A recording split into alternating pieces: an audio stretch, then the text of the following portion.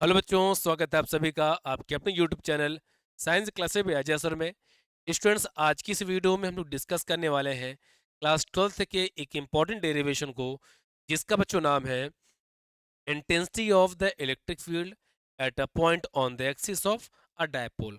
बच्चों, आज हम लोग इलेक्ट्रिक डायपोल के एक्सेल पोजीशन पे इलेक्ट्रिक फील्ड इंटेंसिटी की वैल्यू क्या होती है उसको फाइंड आउट करने वाले हैं। और बच्चों, ये डेरिवेशन आपके एग्जाम में 2012 से लेके 2024 तक पूछा गया। मतलब हर एक एग्जाम में ये क्वेश्चन आपसे, ये डेरिवेशन आपसे पूछा जाता है। तो चलिए बच्चों, डिस्कस करते हैं कि एक्सेल पोजीशन में हमें इंटेंसिटी देखने को क्या मिलती है। तो पहले तो हम डिस्कस करेंगे इस डायग्राम को, और डायग्राम के बाद पढ़ेंगे इसकी थ्योरी को कि डायग्राम के बारे में क्या क्या चीज़ें यहाँ पर बताएगी। तो आपको सुंदर डायग्राम में दिख रहा होगा कि हमारे पास एक इलेक्ट्रिक डायपोल ए बी है, जिसकी स्मॉल डिस्टेंस जो है बच्चों वो 2l है। तब ए बी जो लिया गया है, इसकी स्मॉल डिस्टेंस है 2l। इस इलेक्ट्रिक डायपोल का एक मिड पॉइंट है ओ। जैसे हमने इसका मिड पॉइंट ओ कह दिया कि 2l दो सेम पार्ट पे डिवाइड हो गया। मतलब ए से लेके ओ तक भी एल हो गया और ओ से लेके बी तक भी हो गया एल। ठीक है ना। मिड का मतलब बोला बिल्कुल बीचों बीच, है ना। और मिड पॉइंट ओ से आर डिस्टेंस पे एक्सियल पोजीशन पे एक पॉइंट पी है, जहां पर हमें electric field intensity find out करना है। बस इसी के बारे में यहाँ पर बोला गया है कि suppose an electric dipole A be made up of two charges. हमने एक इलेक्ट्रिक डायपोल लिया है जो माइनस क्यू और प्लस क्यू चार्ज से मिलकर बना हुआ है, और इसकी जो स्मॉल डिस्टेंस है वो बच्चों 2l है। याद रखिएगा कि 2l जो इलेक्ट्रिक डायपोल में डिस्टेंस होती है वो स्मॉल होती है। ठीक है ना, क्योंकि इसका हम लोग आगे यूज करेंगे। और इस डायपोल को हमने एक वैक्यूम में पुट कर रखा है। क्लियर। आगे बोला है एक पॉइंट को हमने पी को लेट किया हुआ है, जो कि मिड पॉइंट ओ से आर डिस्टेंस पे है और एक्सियल पॉइंट पर है ना, उसकी एक्सिस में है। हमें डिटरमाइन करना है, क्या डिटरमाइन करना है? Intensity of the electric field at point P. P पर हमें फाइंड आउट करना है इंटेंसिटी की वैल्यू। क्लियर ना बच्चों? तो बच्चों, हम लोगों ने एक छोटा सा फॉर्मूला पढ़ रखा है। कौन सा फॉर्मूला है? Electric field intensity due to a point charge. यदि आपको कोई प्लस क्यू चार्ज दे दिया गया हो या माइनस क्यू चार्ज दिया गया हो, उससे कुछ डिस्टेंस पे आपको इंटेंसिटी फाइंड आउट करना है। तो फॉर्मूला हम लोगों ने पहले ही ड्राइव कर रखा है। क्या होता है फॉर्मूला बच्चों इसका? इसका बच्चों फॉर्मूला होता है A equal 1/4 pi epsilon naught Q upon R, है ना। यदि आप लोगों ने इस डेरिवेशन को नहीं किया तो इसका लिंक आपको नीचे डिस्क्रिप्शन में मिल जाएगा, वहां से क्लिक करके आप उसको देख सकते हो। तो हमें इतना तो पता है कि प्लस क्यू चार्ज की वजह से यहाँ पर इंटेंसिटी क्या होगी, फॉर्मूला हम लोगों ने पहले ही निकाल रखा है। और माइनस क्यू चार्ज की वजह से पॉइंट पी पर निकाल सकते हैं। लेकिन हमें निकालना है टोटल। क्या निकालना है बच्चों? टोटल इंटेंसिटी निकालना है इलेक्ट्रिक डायपोल की वजह से। तो टोटल के लिए हम टोटल तभी कर पाएंगे जब हमें डायरेक्शन के बारे में पता होगा।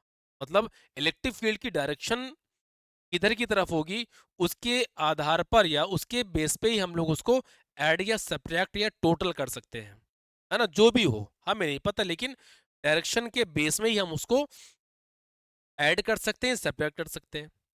तो यहाँ पर हम लोग बात करेंगे, मान लीजिए कि पॉइंट बी पर जो प्लस क्यू चार्ज है, इसकी वजह से इंटेंसिटी E1 है, और जो माइनस क्यू चार्ज है पॉइंट ए पे, इसकी वजह से इंटेंसिटी है E2 है। तो देखिए, किसी भी पॉइंट पर यदि हमें इलेक्ट्रिक फील्ड की डायरेक्शन पता करनी है तो वहां पर एक चार्ज को पुट कर दीजिए, और वो जो चार्ज होता है बच्चों, वो होता है क्यू नॉट। पॉइंट यहाँ क्यू नॉट है, क्यू नॉट, है ना। और जो चार्ज होता है बच्चों प्लस क्यू नॉट होता है, मतलब टेस्ट चार्ज होता है। अब इस चार्ज को, ये दो चार्जेस जिस डायरेक्शन में मूवमेंट कराएंगे, मतलब फोर्स लगाएंगे, वही डायरेक्शन कहलाएगी इलेक्ट्रिक फील्ड की डायरेक्शन। देखिए बच्चों, ये प्लस प्लस क्यू चार्ज है, तो ये प्लस क्यू चार्ज को इधर की तरफ भेजेगा, है कि नहीं। तो इसकी वजह से जो इलेक्ट्रिक फील्ड की डायरेक्शन हो जाएगी बच्चों, E1 इधर की तरफ हो जाएगी, ठीक है ना। अब ये जो प्लस क्यू चार्ज है, ये माइनस क्यू चार्ज है, इसको इधर की तरफ बुलाएगा, तो इसकी जो डायरेक्शन हो जाएगी मतलब E2 की डायरेक्शन में मिल जाएगी इधर की तरफ। बताइए, क्या आप लोग डायरेक्शन पता कर सकते हो? इस पर मेन था डायरेक्शन निकालना, क्योंकि ये हमारी होती है वेक्टर क्वांटिटी, और वेक्टर क्वांटिटी को ऐड करना सब्ट्रैक्ट करना उसके डायरेक्शन के बेस पे ही होता है। तो इतनी बात आई होप आपको समझ में आ गई होगी। तो इसके बाद हमें क्या करना है, तो यहाँ पर बोला गया है the electric field intensity due to the point charge plus Q at point P, plus Q charge की वजह से पॉइंट पी पर फील्ड क्या होगी, इलेक्ट्रिक फील्ड इंटेंसिटी की वैल्यू क्या होगी। तो बच्चों हमने बताया ना E1 होगी, वैल्यू क्या हो जाएगी 1/4 pi epsilon naught Q upon, बच्चों आता है यहाँ पर डिस्टेंस का स्क्वायर, डिस्टेंस कितनी होगी, डिस्टेंस होगी पीपी, है ना, क्या लिख देंगे हम, पीपी स्क्वायर, क्लियर। तो लिख देंगे यहाँ पर 1/4 pi epsilon naught Q upon, अब बीपी की वैल्यू क्या होगी बच्चों, देखिए यहाँ पे क्या होगी बीपी की वैल्यू। तो बीपी निकालने के लिए देखिए बच्चों, हमें बी से लेकर पी तक चाहिए, हमें पता तो है नहीं, लेकिन हमें ओ से लेके पी तक की डिस्टेंस पता है और ओ से लेके बी तक की डिस्टेंस पता है। और यदि हम लोग ओ से लेके पी तक की डिस्टेंस में ओ से लेके बी तक की डिस्टेंस माइनस कर देंगे तो हमें मिल जाएगा बीपी डिस्टेंस। मतलब इतनी डिस्टेंस निकालने के लिए पूरी वैल्यू हमारे पास में है, आर है, आर में यदि एल माइनस कर देंगे तो ये डिस्टेंस मिल जाएगी आर माइनस। क्लियर हुआ कि नहीं हुआ, यहाँ से लेके यहाँ तक पूरी डिस्टेंस है आर, इतनी डिस्टेंस काट के निकाल दी जाएगी, जो बाकी बचने वाली डिस्टेंस हमारी होगी आर माइनस एल। कई बार बच्चों इसको एल माइनस आर लिख देते हैं जो कि गलत है ना, बड़ी में छोटी वैल्यू माइनस की जाती है। अच्छा, इसके बाद बच्चों एक काम आपको और करना पड़ेगा, ए से लेके पी तक की डिस्टेंस निकालनी पड़ेगी, तो इसको भी देख लेते हैं क्या वैल्यू होगी। तो ए से लेके पी तक की डिस्टेंस तो हमें पता है, ओ से लेके पी तक और ए से लेके ओ तक, यदि हमें पूरी डिस्टेंस निकालनी है तो आर में हमें ऐड कर देना पड़ेगा एल को, तभी हमें डिस्टेंस ये देखने को मिलेगी, है ना, तभी एपी डिस्टेंस मिलेगी। आप लोग समझ सकते हो, यदि कोई डाउट हो तो आप कमेंट करके हमें ज़रूर बताएं कि सर यहाँ पर हमें डाउट हो रहा है। तो यहाँ पर जो डिस्टेंस आएगी वो कौन सी आएगी, आएगी बच्चों आर माइनस एल की होल पावर 2। डायरेक्शन जो थी वो B2P थी, है ना, इसकी डायरेक्शन B2, क्वेश्चन फर्स्ट कह देंगे हम। इसके बाद E2 की बात करें, है ना, माइनस क्यू चार्ज की वजह से टू जो होगा 1/4 pi epsilon naught Q upon, ये बच्चों क्या हो जाएगा AP, है ना, AP स्क्वायर। तो टू इक्वल हो जाएगा 1/4 पाई एप्सिलॉन नॉट क्यू, ये भी बच्चों कितना होगा R प्लस एल, है ना, R प्लस एल की होल पावर 2। इसको इक्वेशन सेकेंड, और डायरेक्शन इसकी हो जाएगी P2B, क्या हो जाएगी ना, अपोजिट हो जाएगी, E2 डायरेक्शन अपोजिट है E1 की कंपेरिजन। तो यहाँ पर आगे बोला गया है the intensities is E1 and E2 are along the same line, एक ही लाइन पर है लेकिन इनकी डायरेक्शन अपोजिट है ना, पीछे हम लोगों ने फाइंड आउट किया भी है। तो पॉइंट P पर रिजल्टेंट कितना होगा, टोटल कितना होगा, तो डायरेक्शन अपोजिट है, वेक्टर क्वांटिटी है तभी डायरेक्शन निकाली हम लोगों ने, तो अपोजिट डायरेक्शन में है तो दोनों को हमें करना पड़ेगा माइनस, तो दोनों कर लेंगे बच्चों हम लोग माइनस, तो हमें मिल जाएगा इसका रिजल्टेंट। तो E इक्वल होगा बच्चों E1 माइनस E2। अब बच्चों कुछ को कन्फ्यूजन होगी सर, E1 में E2 को माइनस किया गया कि यदि हम लोग E2 में E1 माइनस कर दें तो क्या होगा, कोई दिक्कत नहीं है, आप इसको कर सकते हो, है ना, लेकिन फिर चार्ज को भी आगे पीछे करना पड़ेगा, यदि चार्ज को आगे पीछे ना करना पड़े तो सर कैसे होगा, बताते हैं आपको।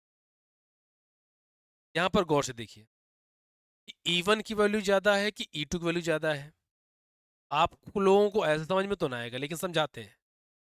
Q यहाँ पर, Q यहाँ पर, मान लेते हैं Q की वैल्यू यहाँ पर है 5, ठीक है ना, यहाँ पर लिखा है R माइनस एल और यहाँ पर R प्लस एल, तो ये वैल्यू छोटी है और ये वैल्यू बड़ी है।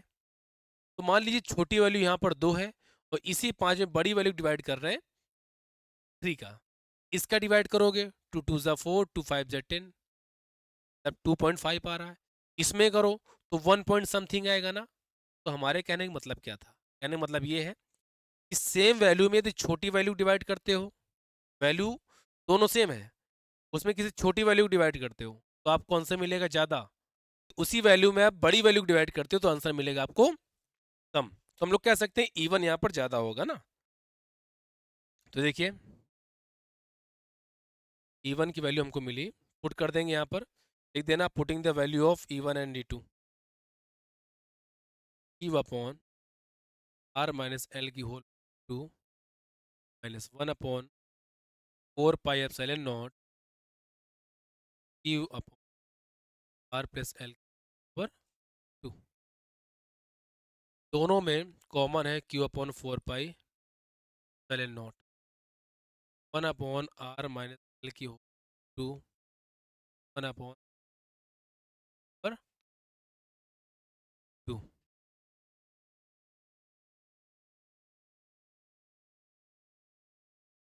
देखिए इन दोनों में एलसीएम है R माइनस एल की पावर 2 और R प्लस एल की पावर 2।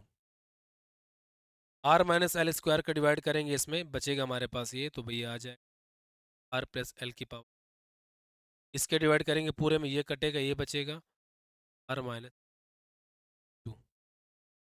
तो हो जाएगा 1 up Q upon 4 pi epsilon naught A plus B का होल स्क्वायर है ना, R square plus L square plus 2R A square plus B square plus 2AB minus यहाँ पर हो जाएगा A माइनस बी का whole square, R square minus L square plus 2RL।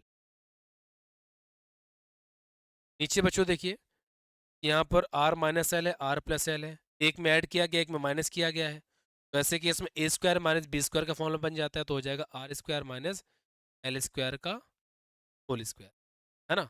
अब कुछ बच्चे कहेंगे सर हमने तो जो फॉर्मूला पढ़ा है वो ए माइनस बी का या ए माइनस बी का होल स्क्वायर फॉर्मूला पढ़ा है, A square plus B square minus 2AB, लेकिन आपने सर यहाँ पर माइनस कैसे लगा दिया? बच्चों मामला ये है कि बाहर माइनस था तो अंदर के सारे साइन चेंज हो गए, है ना, ज़्यादा परेशान होने की आवश्यकता नहीं है। आर स्क्वायर से आर स्क्वायर यहाँ कैंसिल हो रहा था, एल स्क्वायर से एल स्क्वायर कैंसिल हो रहा था, बच रहा हमारे पास 4RL, नीचे बच रहा बच्चों स्क्वायर माइनस, ठीक है। अब इसी में थोड़ा सा हम लोग कलाकारी करेंगे, इक्वल में तो चल ही रहा था तो हम लिख सकते हैं 1/4 pi epsilon not 2 into Q into 2L into R और नीचे R स्क्वायर पर, ये कैसे लिख दिया? तो जो ज़्यादा कुछ नहीं किया, 4 को हमने 2 इंटू 2 कर दिया है और एक 2 को अरेंज कर दिया L के साथ, एक को Q के साथ, बाकी R, है ना, उसी चीज़ को हमने बस यहाँ पर तोड़ के लिख दिया है।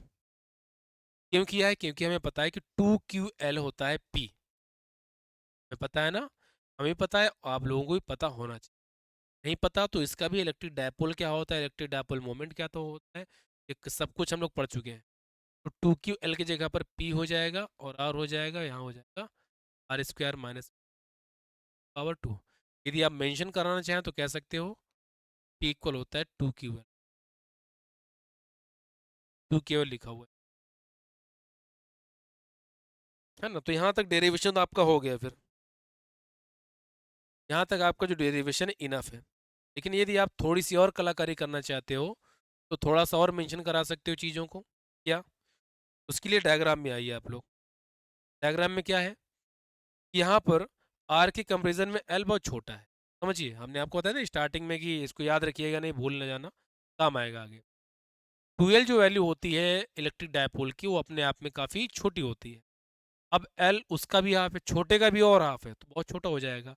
तो R के कंपेरिजन में L बहुत छोटा हो जाएगा, तो आप चाहो तो L को हटा भी सकते हो, है ना। क्यों हटा सकते हो? L जो हो जाएगा बहुत छोटा हो जाएगा, लेस देन R, है ना। तो L को आप गैप कर सकते हो, तो हो जाएगा 1/4 pi ln not 2 pr upon R, power का पावर मल्टीप्लाई हो जाएगा तो हो जाएगा 4, बाकी एल स्क्वायर आपका हो जाएगा गायब, यहाँ से कट रहा है ये, इक्वल हो जाएगा 1 upon epsilon not 2p upon R cube, है ना। तो ये बच्चों हो जाता है इलेक्ट्रिक फील्ड इंटेंसिटी की वैल्यू। बाकी यूनिट क्या बनेगी, न्यूटन पर कूलाम। ठीक, तो आई होप आप लोगों को ये पूरा डेरिवेशन बहुत ही अच्छे तरीके से समझ में आया होगा। तो आज की वीडियो में हम लोग रखते हैं इतना ही, मिलते हैं आपको किसी नेक्स्ट इंपॉर्टेंट टॉपिक पे।